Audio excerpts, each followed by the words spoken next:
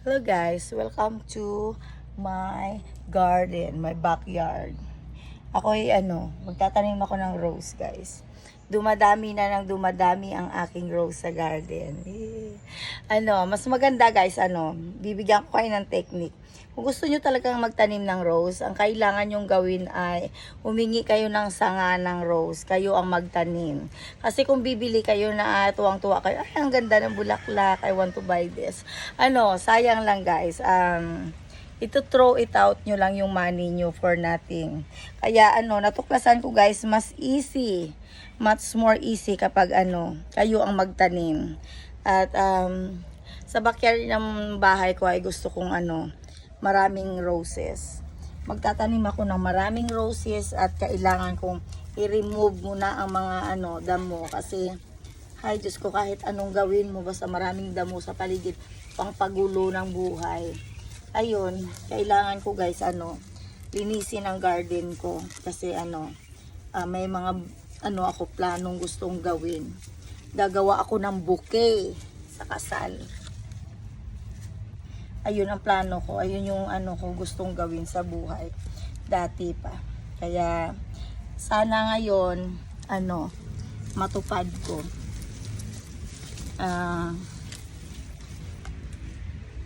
Kasi kapag pangarap mo hinahayaan mo na hindi mo matupad, parang hindi ka magiging masaya sa buhay mo.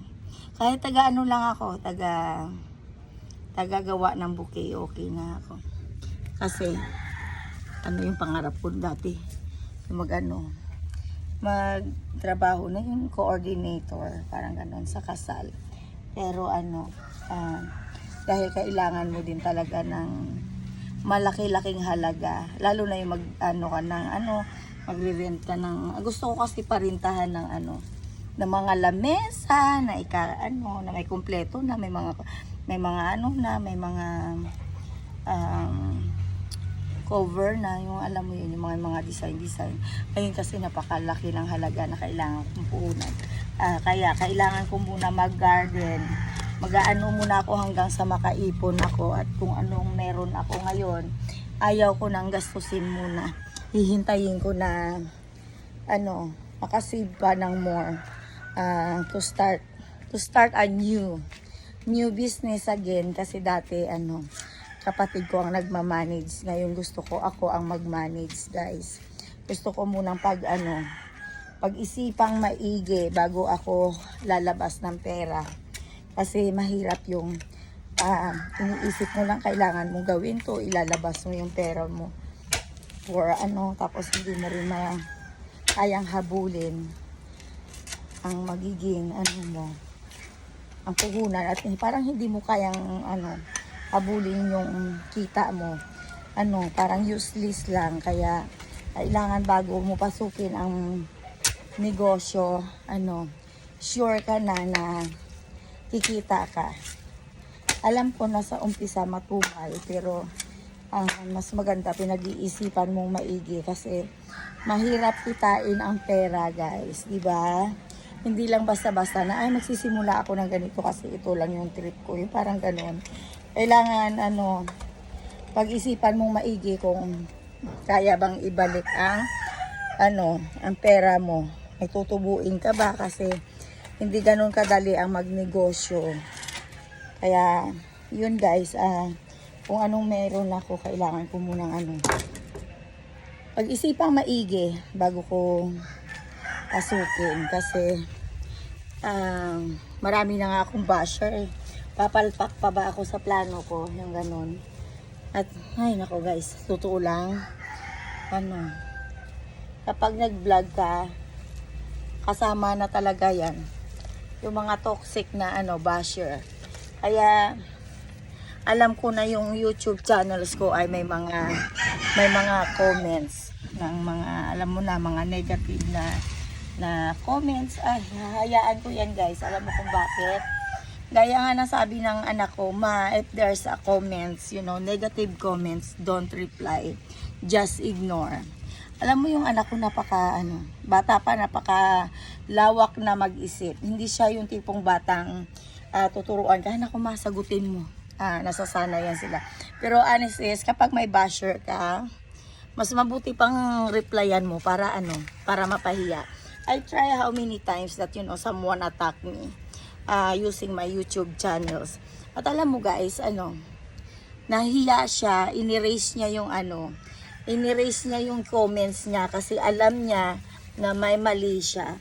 Kaya natatawa na lang ako. Natatawa na lang ako sa mga taong nang-a-attack sa akin. They attack me but they cannot ano pang tawag doon? Hindi nila kayang patunayan. Hindi nila kayang patunayan sa sarili nila na ganun sila. They are trying to attack you again and again, hoping that you can show mad or they are trying if you feel upset or if they can ruin your day. Ako guys, wala naman akong pakialam sa mga basher. Ang akin lang ay wag nilang pinakikialaman ang buhay ko. Pinasok ko yung pagiging vlogger or YouTuber para para maipakita kung sino ako. At doon ako nag-i-enjoy yung kinikwento ko kung ano ako, kung ano ginagawa ko, yung ganun. Kaya yung mga ngayon, mga nega-nega na tao na nanghihila sa akin pababa, parang tanga na lang. Bakit? Wala naman akong pakialam sa kanila guys. Wala akong pakialam sa buhay nila.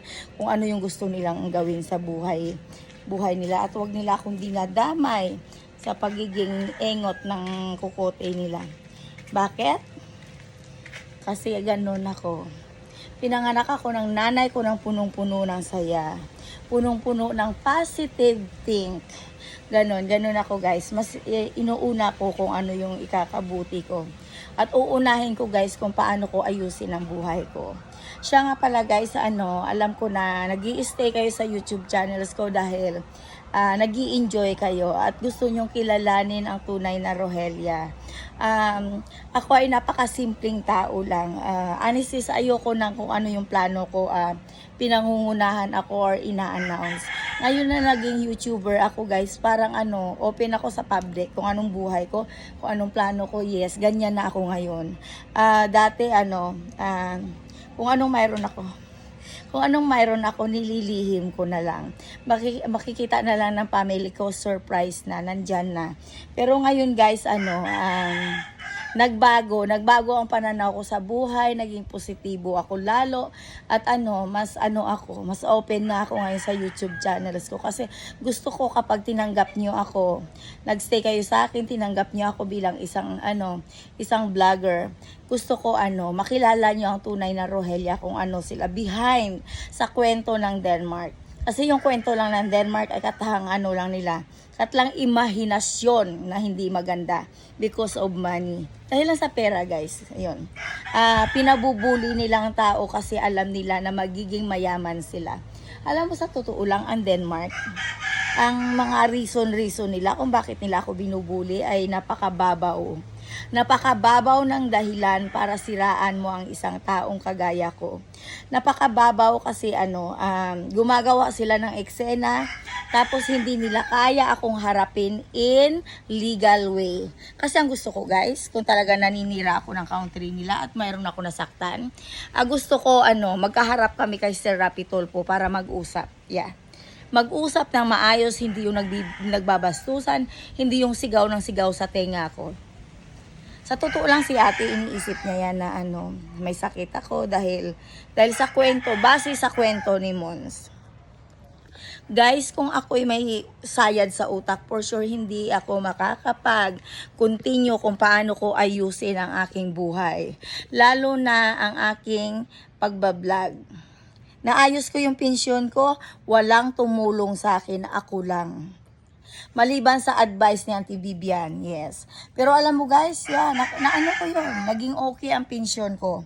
Nakuha ko yung pensyon ko nang ako lang ang nag-aasikaso sa pandan. Pabalik-balik ako sa pandan para lang i-process ang aking pensyon. Alam mo, kung may tuliling ako sa kukote, gaya ng sinasabi ng Denmark, dapat ay lumabas ako sa Pilipinas. From Philippines to Denmark, to Denmark since 2002 for sure may ano na ako, sayad. Pero alam niyo mo guys kung kailan sila nagsimula para ganunin ako. 2009 nag-iskandalo na sila ng buhay ko. At mula noon guys, nagulo ang buhay ko dahil sa mga mangkukulam, pinaiiskandalo ako, pinipilit ako maging gold digger guys.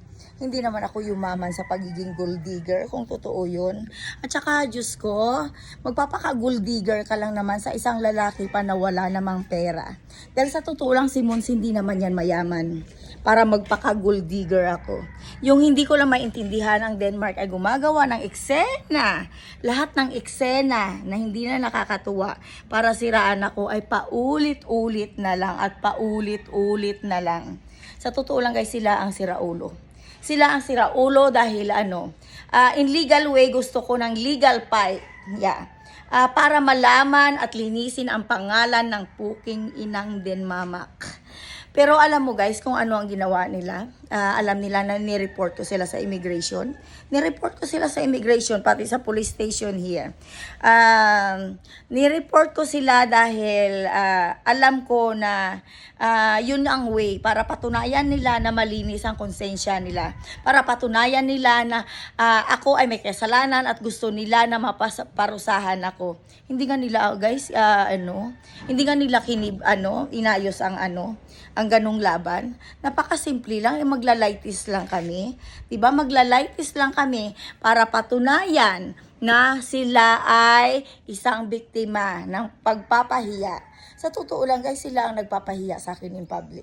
Tapos nagtaka sila guys, hindi ito ang sabi nila Lumabas ang posted ko noong 2023, nag-post ako dahil 2 months na. At ang plano ko at alam ko ay nasa danger na talaga ang buhay ko. Pinost ko lahat ng gusto kong sabihin, nilagay ko doon. Pero kung napahamak ako sa Denmark, ang magiging question ng pamilya ko, paano ako Denmark namatay sa country nyo nang walang sakit? Kasi Denmark, gumagawa kayo ng iskandalo. Gumagawa kayo ng iskandalo, tapos pag nagkagulo-gulo na, sasabihin nyo hindi nyo na kayang takpan ang kasinungalingan nyo. Alam niyo, sa totoo lang, napakatuso nyo. Napakatuso nyong hinayop. Yeah. Lahat ng kahinayop-hayupan ginagawa nyo to destroy my dignity. Denmark? Masaya ka na? Wala akong pakialam sa mga nagsisigaw sa tenga ko ng namit. Tang-ulol mo nga palang hinayop ka. Tang-ip na mo. Yun.